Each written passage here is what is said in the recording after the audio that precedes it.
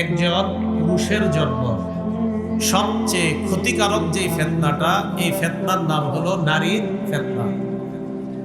সহিহ বুখারীর 5096 নম্বর হাদিসের বর্ণনা।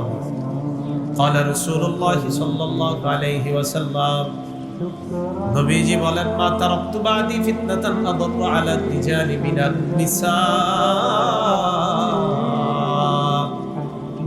নবীজি বলেন, আমি দুনিয়া থেকে বিদায় নেওয়ার পর পুরুষের জন্য সবচাইতে ক্ষতিকারক নারী যারা, এই নারীদের চাইতে ক্ষতিকারক আর কোনো কিছু আমি রেখে যাই নাই। নবীজি বলেন, পুরুষের জন্য সবচাইতে ক্ষতিকারক হলো নারী সম্প্রদায়। আমার ইন্তেকালের পর পুরুষের জন্য সবচাইতে ক্ষতিকারক নারী সম্প্রদায়। এই নারীর চাইতে অধিক ক্ষতিকর কোনো ফিতনা আমি পুরুষের জন্য রেখে যাই নাই। পুরুষের জন্য কি করে যাই নাই? রেখে যাই নাই নারীর চেয়ে ভয়ঙ্কর ফিতনা।